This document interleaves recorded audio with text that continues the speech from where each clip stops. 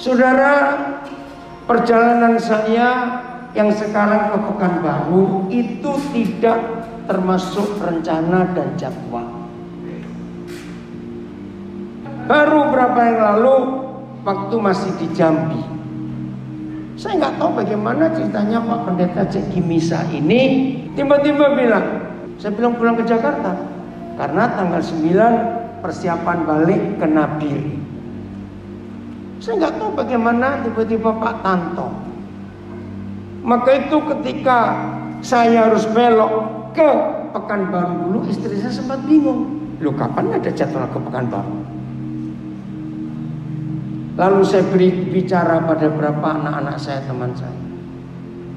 Seandainya semua hamba Tuhan dan gembala sidang punya hati seperti Pak Samuel Songadi, gereja Tuhan itu luar biasa. Mendadak. Dan saya kagum bisa seperti ini, lihat pemusik, pemuji Tuhan hebat sekali. Penari juga, tepuk tangan buat mereka. Tidak ada persiapan yang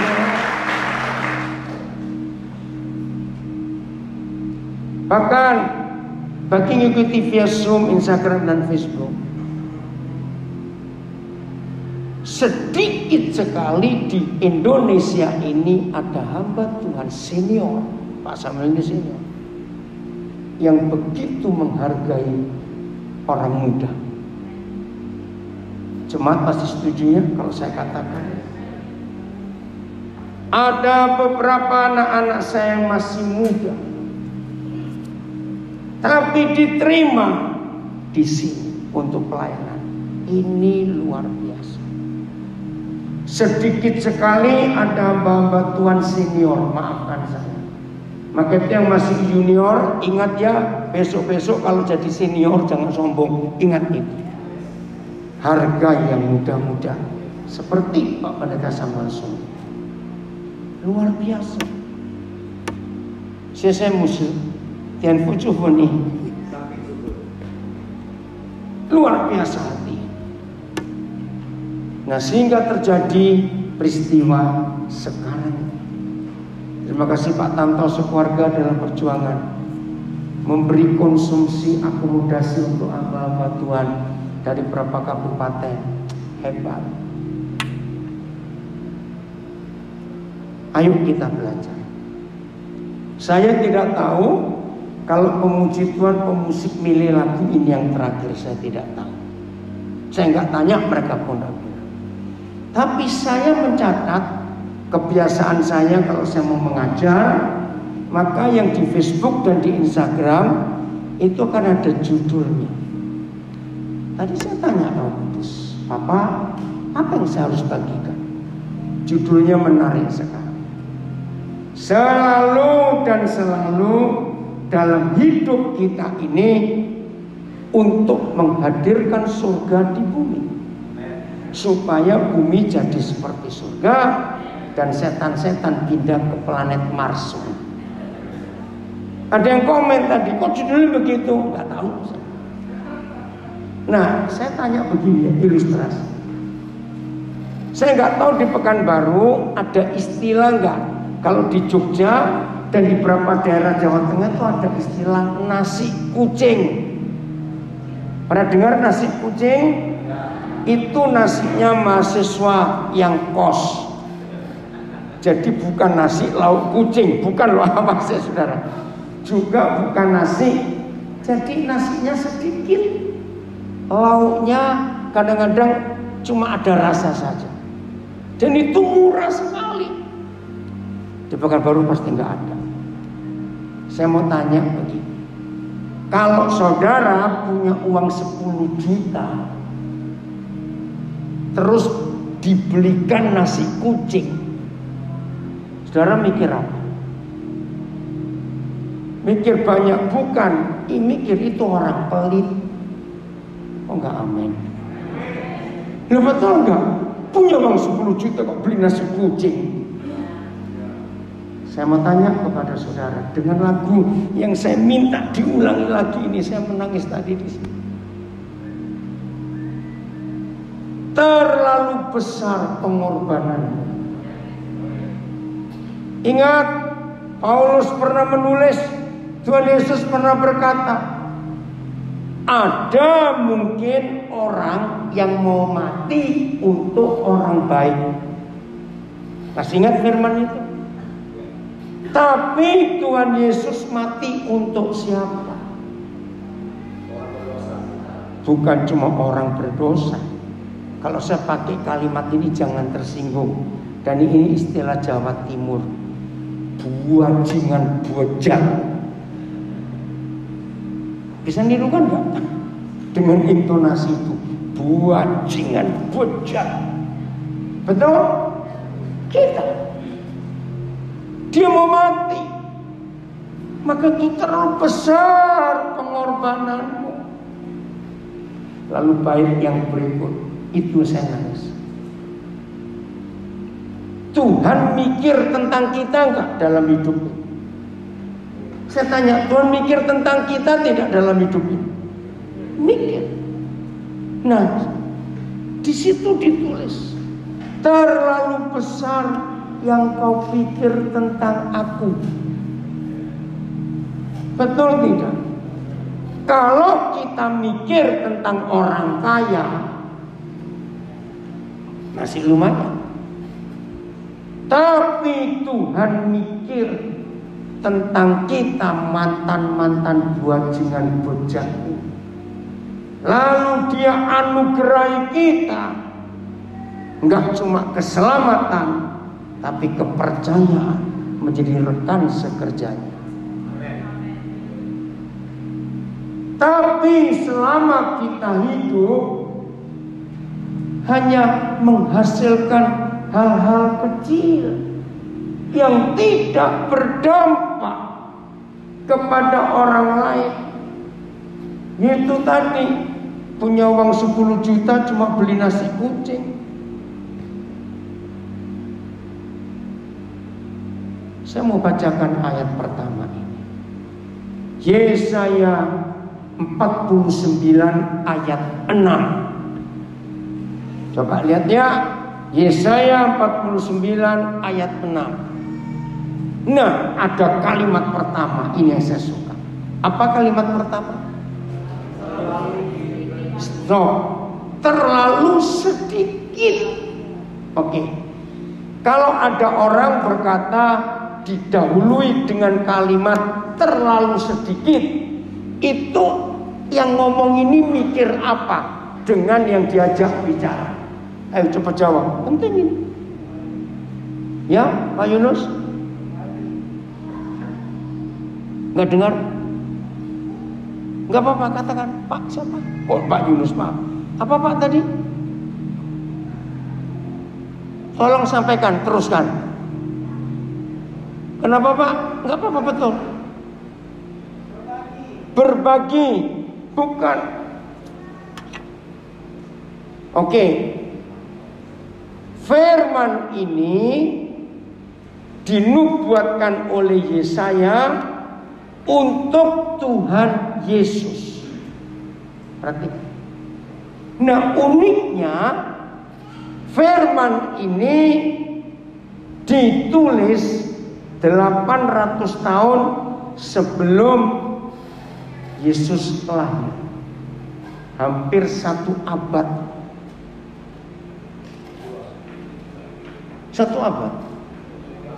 8. Oh, terima kasih Pak Pendeta. Hampir 10 abad, 9 abad.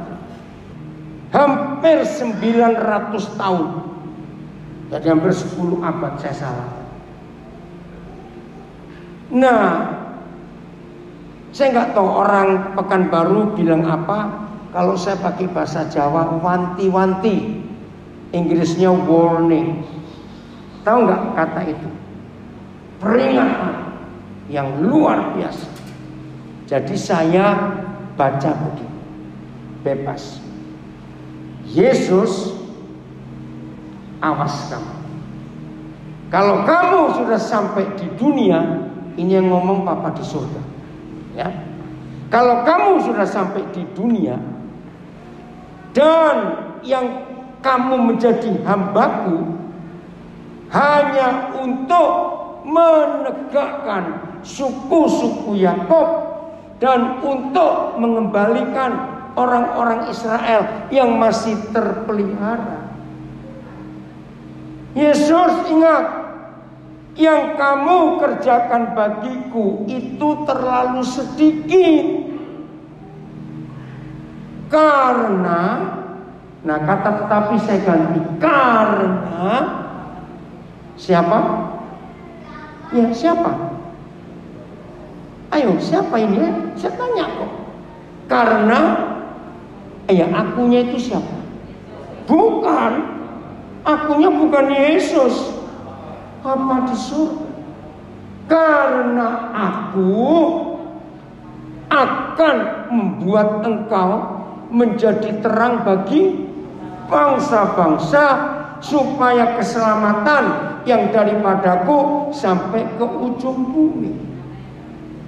Nah, sekarang kita kembali. Menurut perjanjian baru, siapa suku-suku Yakub dan siapa orang-orang Israel yang masih terpelihara? Kita harus tahu. Jadi kalau pelayanan Tuhan Yesus setelah dia tiba di dunia, lahir dari gadis Maria, tapi kesibukan Tuhan Yesus hanya untuk menegakkan suku-suku Yakub dan hanya untuk mengembalikan orang-orang Israel yang masih terpelihara. Buat Bapa di surga itu terlalu sedikit. Saya tanya, di masa perjanjian baru, siapa suku-suku Yakub dan siapa orang-orang Israel itu? Ayo jawab, salah nggak apa-apa.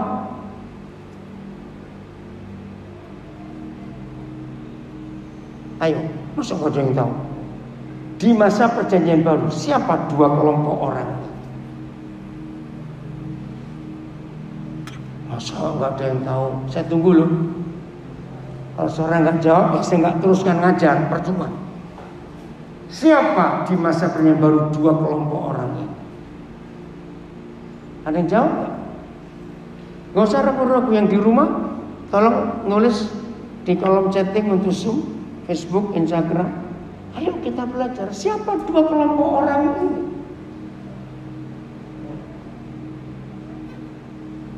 Mungkin gara-gara ini saudara tidak menghargai lagu yang luar biasa. Terlalu besar pengorbananmu untukku. Terlalu ajaib, terlalu indah pikiranmu tentang aku. Maka itu saudara bisa tahu. Ada? Saya beri kesempatan lagi. Siapa untuk zaman perjanjian baru suku-suku Yakub dan orang-orang Israel itu? Enggak usah takut salah. Ada yang nulis cek? Belum? Ayo di rumah juga ngikuti via Zoom, Instagram, Facebook, nggak tahu juga. Terlalu. Ada? Coba angkat tangan yang bisa menjawab siapa untuk masa perjanjian baru ini. Karena kalau saudara tidak pernah tahu di zaman perjanjian baru atau di generasi kita sekarang tentang dua kelompok orang ini, maka saudara pun di dalam pelayanan Tuhan akan berkata terlalu sedikit bagi Israel jasmani. Ada yang jawab? Bukan. Oke, saya jawab. Suku-suku Yakub dan orang-orang Israel ternyata itu orang-orang yang sudah Kristen dan sudah percaya Tuhan Yesus. Ngerti nggak sekarang? Maka itu kalau kesibukan saudara dari Senin yang minta didoakan pagi-pagi orang Kristen, ada yang minta doa sore-sore orang Kristen, yang minta dilayani orang Kristen. Datang hari Selasa, ada yang telepon saudara, tolong datang, anak saya sakit di rumah sakit. Kristen lagi. Selasa siang, Kristen lagi yang minta saudara.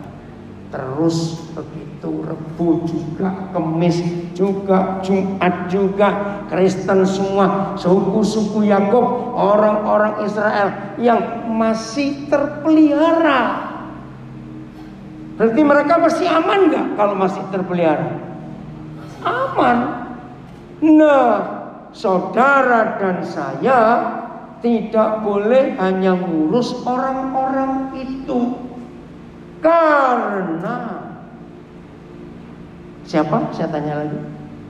Bapa di surga menetapkan Yesus untuk menjadi terang buat bangsa-bangsa yang bukan suku Yakub dan bukan orang Israel, supaya keselamatan yang daripadaku sampai ke ujung bumi. Ngerti nggak secara kata terlalu sedikit itu? Dengan pujian yang terakhir kita nyanyikan, itu luar biasa. Nah terus bagaimana? Saudara, itu sebabnya Tuhan Yesus nggak datang-datang. Karena menurut Matius 24 ayat 14, baru tiba kesudahnya. Tolong bukakan. Oh terima kasih, cepat sekali ini multimedianya. Siapa itu orang? Siapa yang dulu? Hebat. Saya belum minta, sudah disampaikan. Dan Injil kerajaan ini. Terus ayo baca. Akan diberitakan kemana? Seluruh dunia, untuk menjadi kesaksian bagi semua bangsa. Sesudah itu, sesudah apa? Injil kerajaan itu diberitakan, barulah terus tiba kesudahnya. Apa kesudahnya? Selesai. Berarti kalau Injil kerajaan itu tidak diberitakan ke seluruh dunia, sehingga banyak bangsa tidak pernah tahu ada kesaksian Injil itu, kesudahnya akan tiba tidak? Loh, kesudahnya akan tiba tidak? Tidak. Saudara tahu risikonya? Apabila kesudahnya itu tidak segera datang, maka yang eksis di dunia ini, yang nyata di dunia ini adalah neraka dan setan. Nanti saya tunjukkan ayat. Cukup lama saya coba mencerna. Kok ada Injil kerajaan? Apa bedanya dengan 4 Injil yang ada?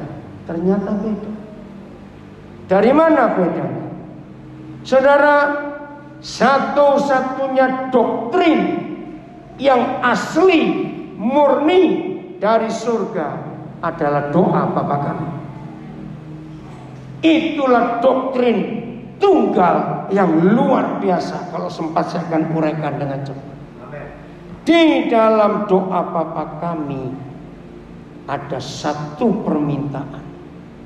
Datanglah. Nah, ini permintaan penting.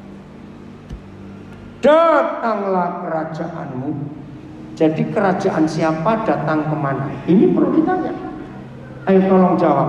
Kerajaan siapa, datang kemana? Karena seringkali kita hanya hafal, tapi kita nggak ngerti. Datanglah kerajaanmu. Cepat jawab.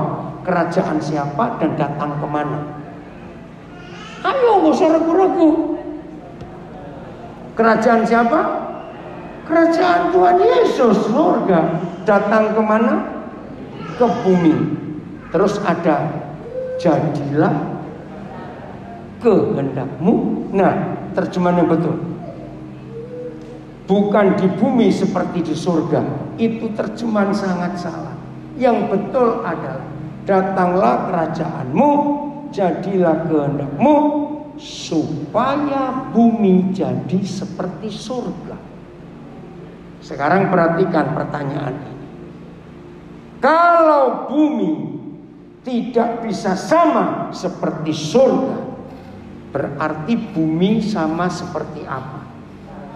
Nah, saudara hebat.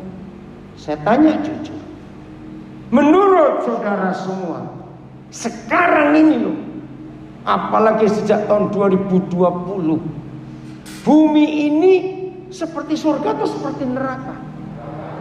Neraka. Dan nerakanya bumi selalu dimulai dari rumah. Betul atau salah kalimat? Neraka di bumi selalu terjadi di dalam keluarga. Jawab ya atau tidak? Neraka itu bukan di jalanan, bukan di penjara. Neraka di bumi itu 100% terjadi di rumah kita masing-masing. Ketika suami istri yang menciptakan neraka itu sendiri, dengan cara kita tidak saling mau mengampuni. Jadi doktrin itu adalah doa Bapa kami supaya kerajaannya datang. Maafkan saya. Dan Injil kerajaan. Saya tanya, ada nggak Injil Katolik? Ada nggak Injil Protestan? Ada nggak Injil Baptis? Injil Advent? Injil Pantekosta? Ada tidak? Ada, kok nggak ada bagaimana? Ya ini sekarang. Loh, betul tidak? Kapan saya menemukan itu? Dengar, selama manusia-manusia yang berdosa lalu berjumpa dengan Tuhan Yesus untuk menerima Injil, lalu mereka bertanya begini. Ini yang baru ya, yang belum pernah Kristen. Jadi saya gabung ke gereja mana? Saudara tahu arti pertanyaan itu? Itu jawabannya. Karena ada Injil Protestan, Injil Katolik, Injil Advent, Injil Baptis, Injil Pantekosta, Injil Betani, Injil macam-macam lagi.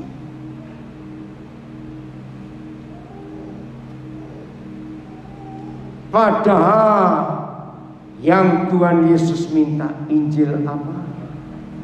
Kerajaan.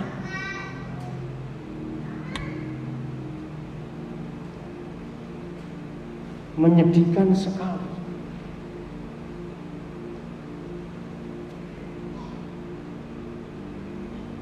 Jelas ya? Oke. Jadi mulai besok, kalau saudara dan saya tidak keluar dari doktrin yang kita pegang, maka sampai kapanpun yang namanya Injil kerajaan itu tidak akan pernah bisa didengar oleh orang.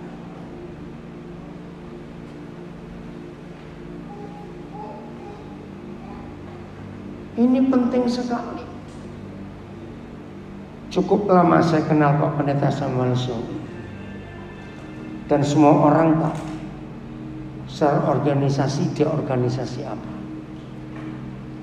Tapi orang-orang Pekanbaru pasti tahu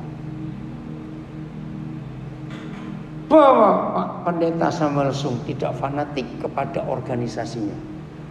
Maka itu dia berani mengundang hamba Tuhan dari gereja manapun juga. Tapi gereja yang fanatik dengan doktrinnya sulit mempercayai. Perhatikan ya, sulit mempercayai hamba Tuhan dari denominasi yang lain. Betul atau salah? Nah, maka itu yang Tuhan minta, beritakan Injil. Nggak apa-apa sih, biarin. Saya nggak pernah terganggu kalau ada anak nangis, sebab dulu kita juga begitu, cuma lupa. Oh nggak, amin.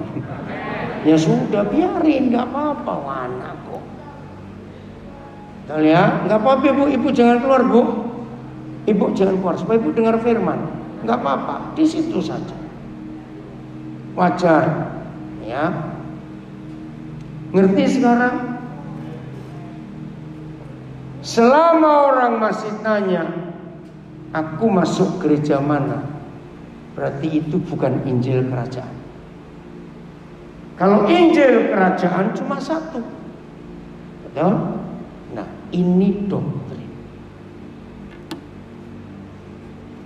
Kita harus percaya itu.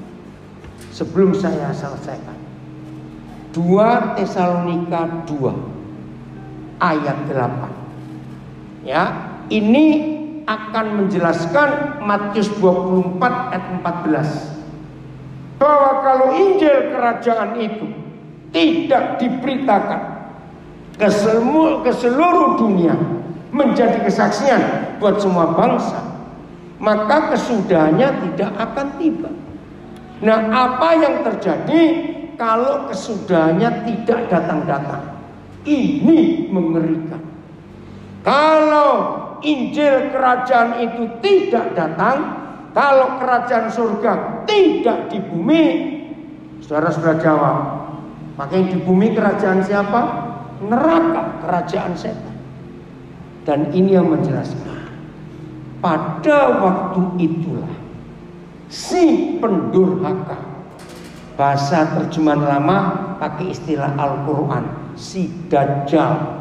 Masih ingat yang punya Alkitab terjemahan lama? Si Dajjal. Nah, para pengkhotbah akhir zaman menerjemahkan ini antikris. Bukan. Bedakan si pendurhaka yang ada di kitab Daniel, yang ada di Wahyu, yang ada di Markus 4:13, yang ada di Lukas 17. Bedakan. Antikris itu cuma ada di 1 Yohanes 2. Di kitab Wahyu tidak kita temukan satu kata antikris, itu tidak ada. Bedakan. Pendurhaka itu bukan antikris yang memberi tanda 66, yang menyiksa. Bukan. Hari ini kita harus bedakan. Bukti bahwa kerajaan Yesus Kristus itu sudah berhasil disingkirkan oleh iblis. Saya beri bukti. Kalau hari Natal tiba, dunia ya, bukan gereja, dunia. Dengar, kalau hari Natal tiba mulai awal Desember, siapa lebih terkenal, Sinterklas atau Tuhan Yesus? Iblis berhasil. Bukankah pusat Natal itu Yesus Kristus Tuhan? Loh, ya atau tidak? Tapi setan berhasil menggeser. Begitu pula gereja yang khotbah akhir zaman. Maafkan saya, kalau ada orang yang ayo kita bertobat.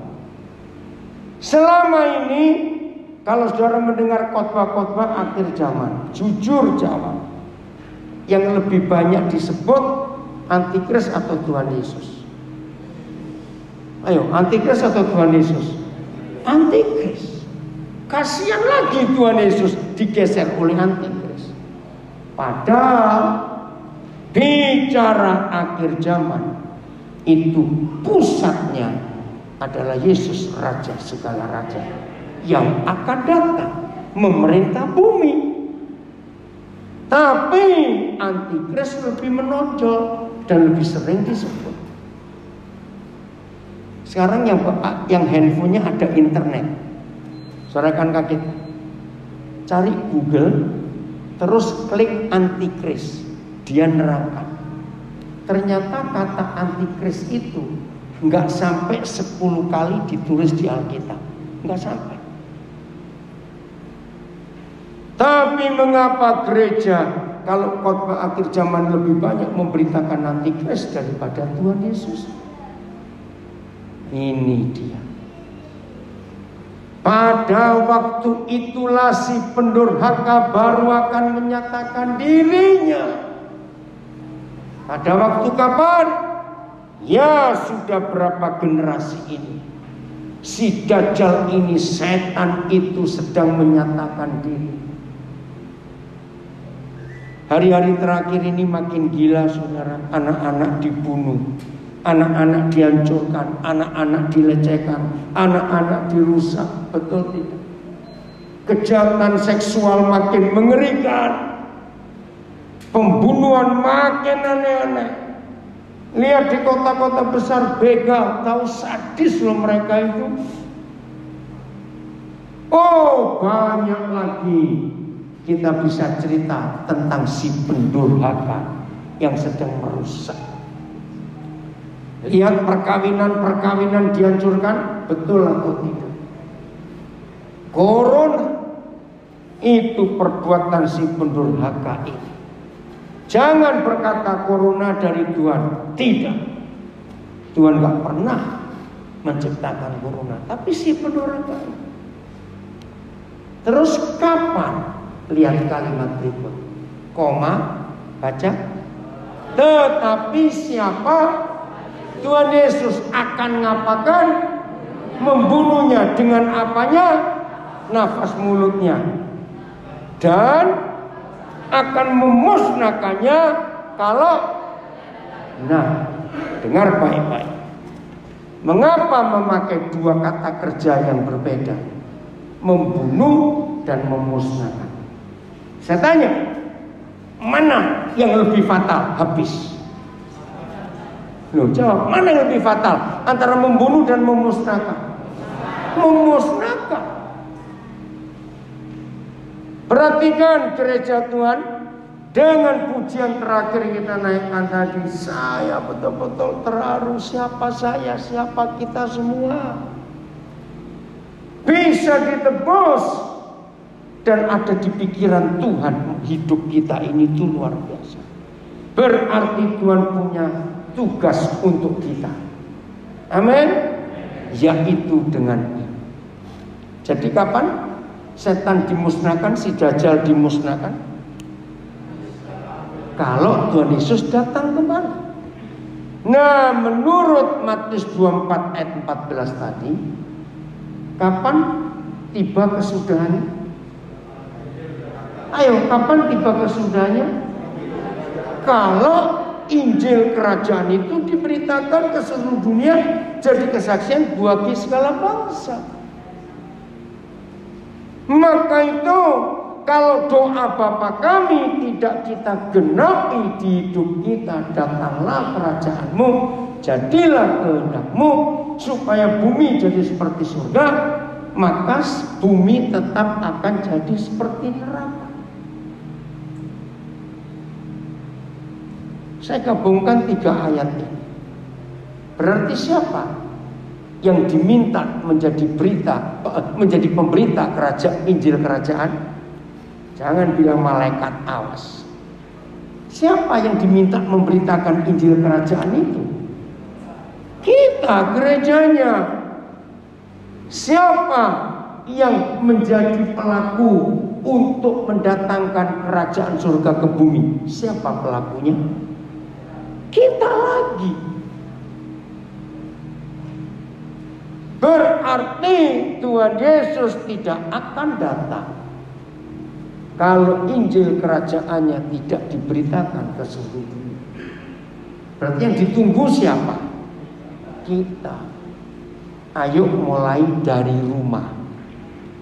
Jangan mulai dari mana-mana. Doa Bapa kami. Setelah kalimat datanglah kerajaanmu, jadilah kehendak-Mu, supaya bumi jadi seperti surga. Pulang dari sini, ini tugas kita. Apa kalimat berikut? Setelah datanglah kerajaan-Mu, jadilah kehendak-Mu, supaya bumi jadi seperti surga. Masuk lupa itu Bapak kami itu. Ayo ulang serentak. 1, 2, 3.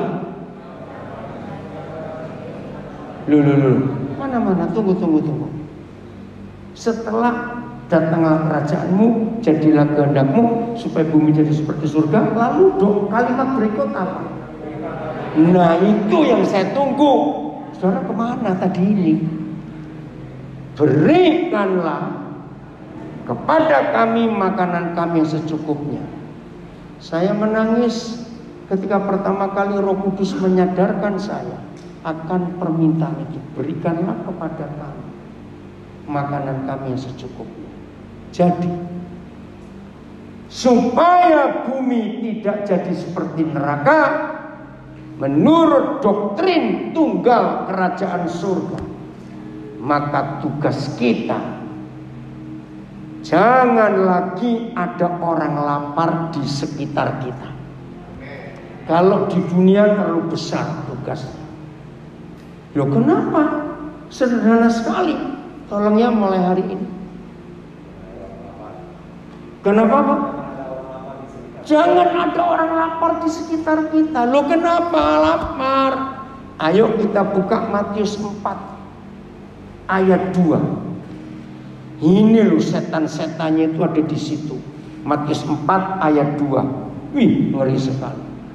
Baca sama-sama. 1, 2, 3. Dan setelah berpuasa 40 hari 40 malam, akhirnya ingat, Tuhan Yesus pernah lapar dan bisa lapar karena dia pakai tubuh manusia. Ayat 3 kalimat pertama. Lalu datanglah siapa pencoba itu?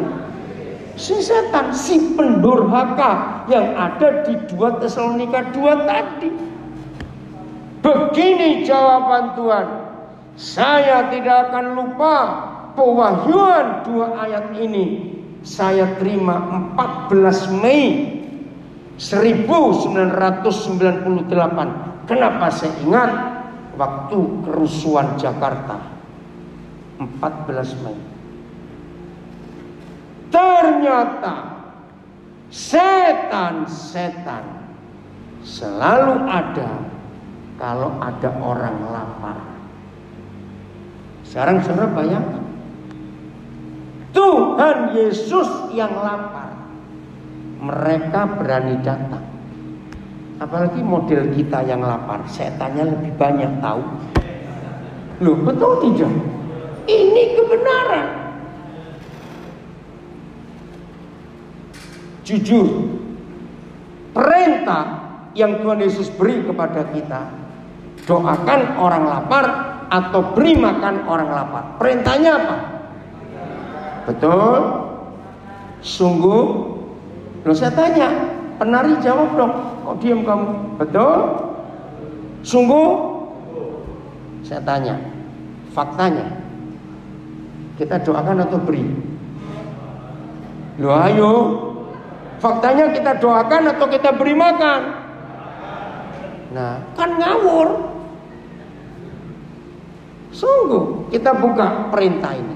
Matius 14 ayat 16. Ini perintah memberi orang makan. Maaf ya saudara, saya ini suka jalan. Apalagi ini saya Trans Sumatera. 21 Mei lalu saya dengan anak saya Jeki di Lampung. Di Lampung 5 hari, terus ke Lahat terus ke Tanjung Enim, Muara Enim, balik Lahat lagi, terus ke Palembang. Dari Palembang ke Surabaya 2 hari ada pernikahan. Terus saya ke Jambi tanggal 1 Juni sampai tanggal 3, tanggal 4 ke Medan. Terus baru hari ini ke Pekanbaru. Nah, saya naik pesawat saya cuma cerita. Saksinya Pak Tanto tadi pagi. Saya ini kalau memberi porter yang ngangkat barang saya, walaupun cuma 1 koper, saya nggak sombong. Saya tahu mereka butuh. Paling dikit saya kasih itu 100.000. Jangan berkata, kok enak sekali. Kalau ada yang jawab begitu, coba kamu jadi porter kuat nggak? Ayo. Maaf ya, saya cuma cerita. Karena firman ini Saya tidak ingin ada orang lapar di sekitar kita. Semua orang yang pergi makan dengan saya tahu. Saya diajak atau saya pergi sendiri. Kalau saya turun dari mobil, saya ketemu tukang parkir, pertanyaan saya pertama, sudah makan atau belum? Kalau belum, saya akan berikan kamu. Dan kalau saya memberikan mereka makan, saya tanya, di rumah anakmu berapa? Saya akan bungkus untuk kamu. Nah, pasti yang pelit langsung tuli dengar ini. Tahu rasa kamu. Serius. Itu kebiasaan saya. Karena saya nggak ingin ada orang lapar, supaya nggak ada setan. Maka itu tema ini. Kalau kita menyatakan surga, dunia sepi dari setan, karena nggak ada yang bisa diganggu lagi, karena nggak ada orang lapar. Mari kita baca ayat ini. 1, 2, 3.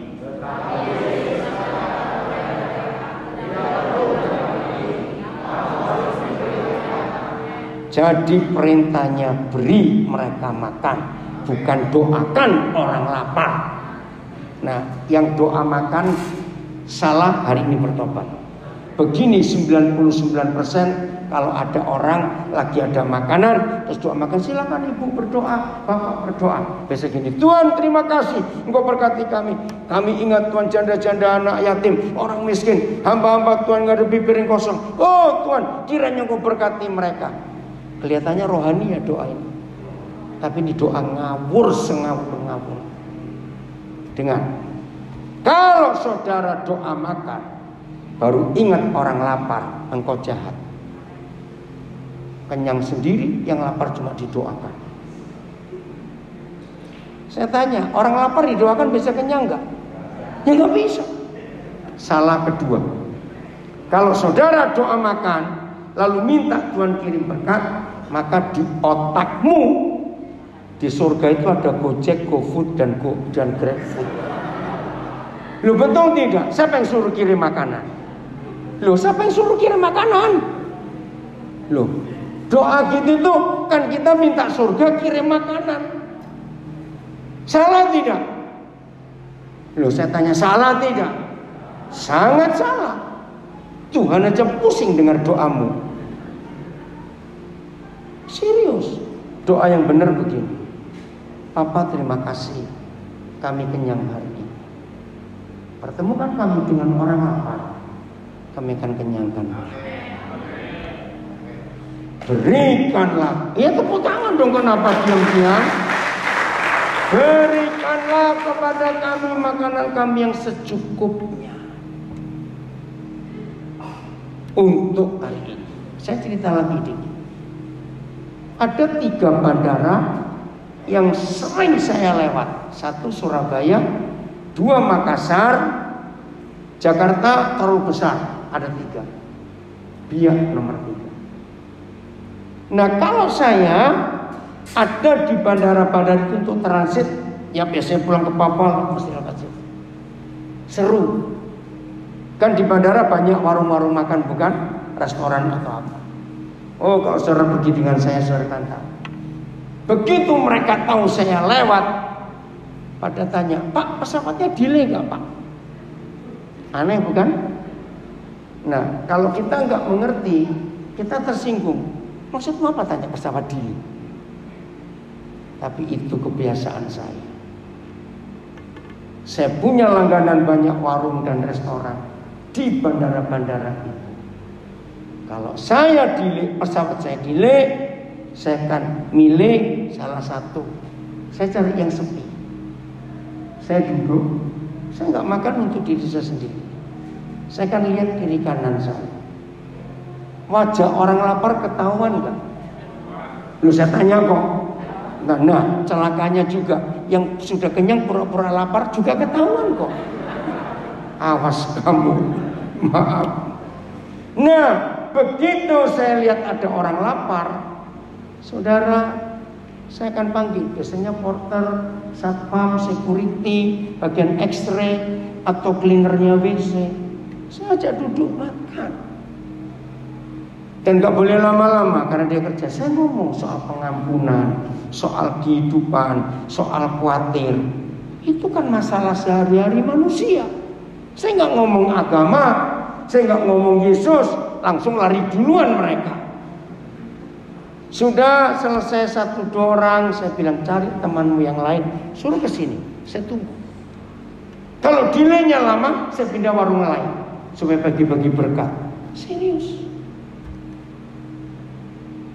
Anak-anak saya tahu, kalau saya lagi perlu air, perlu apa, saya nggak cari Indomaret, saya nggak cari Alfamart. Yang punya saya minta maaf.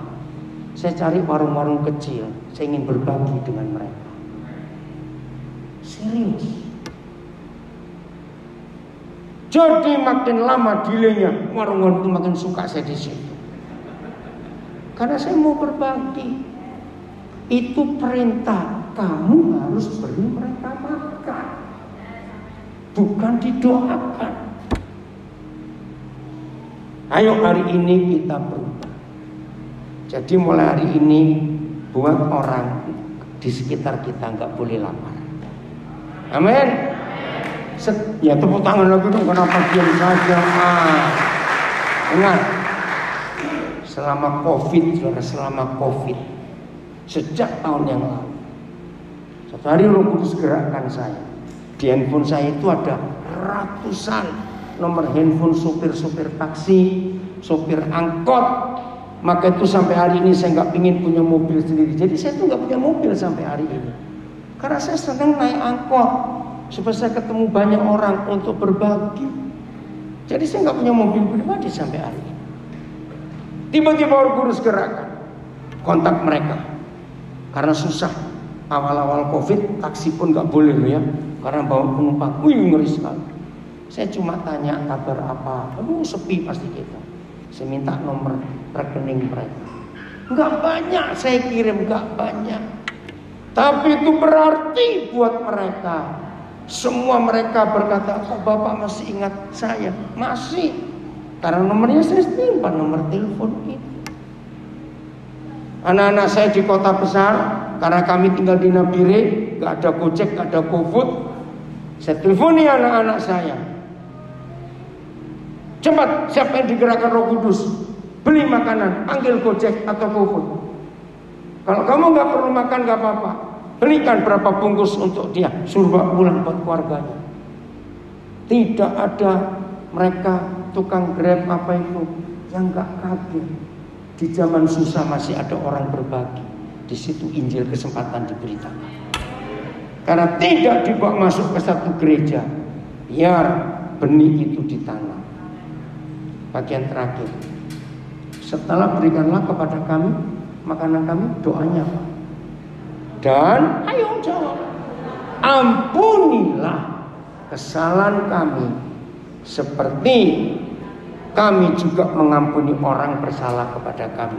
Ternyata yang membuat bumi jadi seperti neraka sederhana ketika kita tidak mengampuni. Catat, ketika kita tidak mengampuni, saat itulah neraka muncul di antara kita. Ya atau tidak? Ya atau tidak? Mengampuni, mengampuni itu perintah. Ini yang kita harus perhatikan. Dan ampunilah kesalahan kami seperti kami mengampuni orang bersalah kepada kami. Saudara, dengarkan. Hubungan kita dengan Tuhan itu bukan pribadi. Loh, kok bisa? Ini firman. Saudara dan saya tidak akan punya hubungan yang baik dengan Bapa di surga kalau kita masih punya musuh di dunia ini. Betul atau salah firman ini? Ingat Ibrani 12 ayat 14. Berusahalah hidup damai dengan semua orang. Yang belum tahu silakan buka Ibrani 12 ayat 14. Berusahalah hidup damai dengan semua orang. Saya terjemahkan yang betul. Dan kejarlah perdamaian dengan semua orang. Koma. Sebab tanpa berdamai dengan semua orang, tidak. Terus ayo baca, tidak seorang pun akan melihat Tuhan.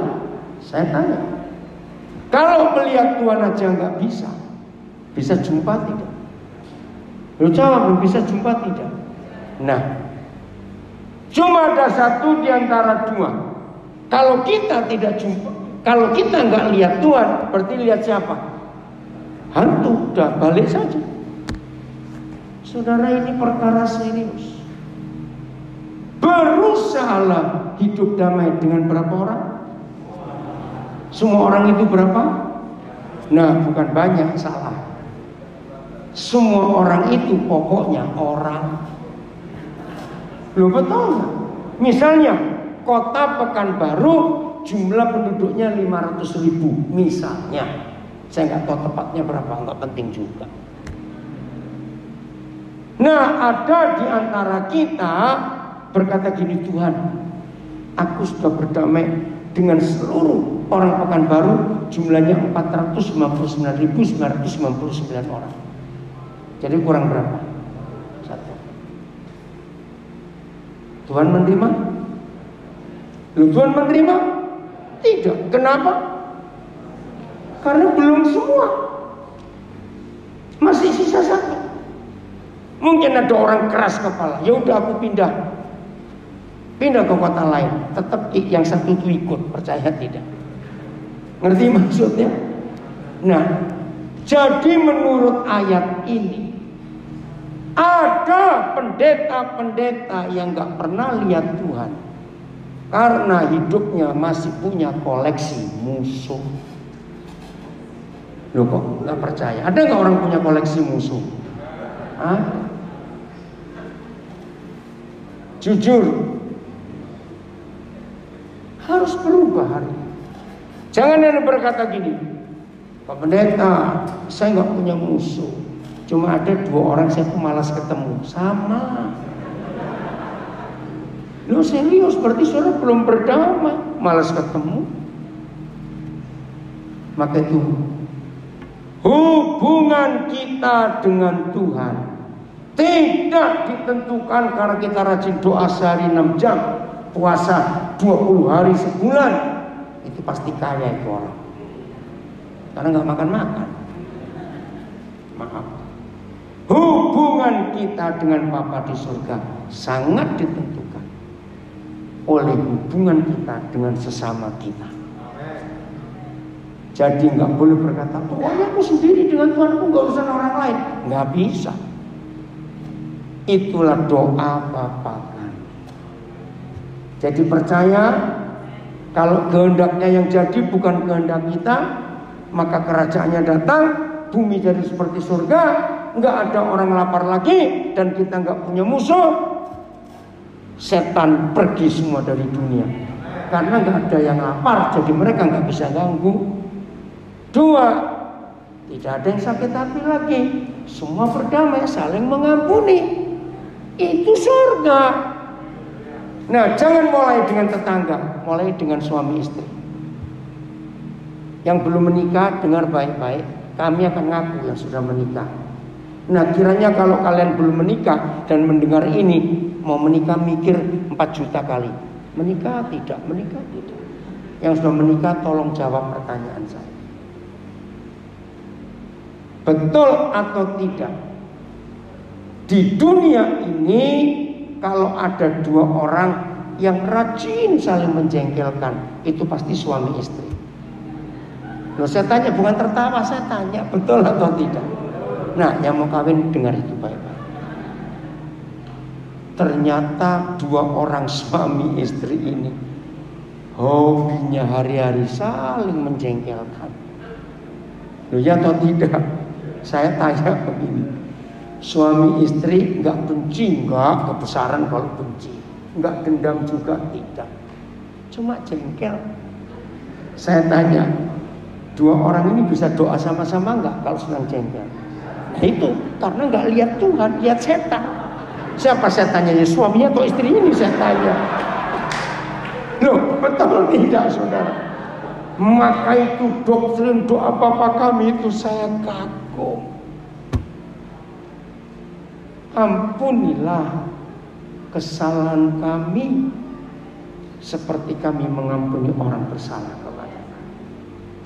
Jadi suami istri yang bilang, ya sudah aku doa sendiri, malah jahat itu. Karena Matius 18 ayat 19, aku berkata kepadamu, sesungguhnya kalau ada 2 orang di bumi ini sepakat dan mereka minta apapun juga, permintaan mereka dikabulkan oleh Bapakku di surga. Masih ingat Matius 18:15? Dahsyat. 2 orang yang sepakat itu harus suami istri. Karena kata sepakat berarti buat perjanjian dan ada saksi, dan itu Malaiki 2:14. Aku hadir menjadi saksi waktu kamu menikah. Itu kesepakatan. Nah, karena setan tahu ayat ini dahsyat, kalau suami istri selalu sepakat, setan pasti kalah semua. Karena doanya dijawab semua oleh Bapa di surga. Maka saya balik. Berarti Matius bukan 18 ayat 19 tadi, sudah betul. Saya balik. Berarti kalau suami istri tidak sepakat, doanya dijawab tidak? Ayo, kalau suami istri nggak sepakat, doanya dijawab tidak? Tidak. Kalau doanya nggak dijawab, maka rumah tangga itu ada setan. Ayat 20, ayat terakhir. Sebab, nah ini terjemahnya saya betulkan. Sebab di mana ada 2 orang dan orang-orang ketiga, saya stop dulu. 2 orang di ayat 20 adalah 2 orang di ayat 19. Siapa 2 orang di ayat 19? Suami istri. Kalau ada suami istri berkumpul, lalu muncul orang-orang ketiga. Siapa itu? Anak-anak. Begitu papa mama selalu sehati, saling mengampuni, berdamai, anak-anak diajak kumpul dalam nama Yesus. Ada siapa di sini? Ada siapa? Yesus Raja segala raja dan Tuhan segala Tuhan ada di tengah-tengah keluarga itu. Ini surga. Oh, betul tepuk tangan, saudara. Ini surga. Nah, saya punya istilah. Kalau semua keluarga di tengah-tengahnya ada Tuhan Yesus Kristus, Raja segala raja dan Tuhan segala Tuhan, ada enggak setan goblok dan setan nekat berani masuk? Saya tanya, kok cepat jawab? Tidak. Kalau yang goblok aja bisa mikir, maka setan pintar lebih nggak berani masuk. Karena yang pintar bisa mikir, yang goblok nggak bisa mikir, itu maksudnya. Ngerti? Nah, saya beri pertanyaan terakhir. Setelah kita baca 2 ayat ini, Matius 18, 19 dan 20, dengar pertanyaan saya. Berarti dalam fakta sehari-hari suami istri keluarga, ingat dari awal tadi saya sudah bilang, membuat neraka di dunia dan membuat surga di dunia dari mana duluan? Rumah, keluarga. Pertanyaan saya, jawab sambil mikir. Berarti jujur ya, jujur, lebih mudah ngusir Yesus atau lebih mudah ngusir setan? Lu kok ragu-ragu? Ayo, lebih mudah ngusir Yesus dari keluarga kita atau lebih mudah ngusir setan? Atau saya balik pertanyaan, lebih mudah ngundang Yesus atau lebih mudah ngundang setan di keluarga kita? Loh, serius ini kok tertawa? Jadi ternyata banyak keluarga pendeta, keluarga orang Kristen lebih mudah ngusir Yesus dan lebih mudah mengundang setan hanya dengan jengkel. Solusinya mengampuni. Mengampuni. Ini luar biasa. Oh, luar biasa. Maka itu doa Bapa kami itu hidupi tiap hari. Maka surga ada di dunia. Seandainya di ruangan ini termasuk yang di rumah ngikuti, ada orang seorang gak suka di sampingmu, awas pulang gak berdamai dulu, awas. Awas. Siapa belum mengampuni mama mertuanya, awas. Siapa belum mengampuni kakak iparnya, adik iparnya, awas. Siapa belum berdamai dengan tetangganya, adik-adik yang masih sekolah, ampuni teman-teman. Siap merubah dunia jadi seperti surga lewat pengampunan, lewat beri makan orang lapar. Tuhan memberkati kita semuanya. Tepuk tangan buat Tuhan Yesus.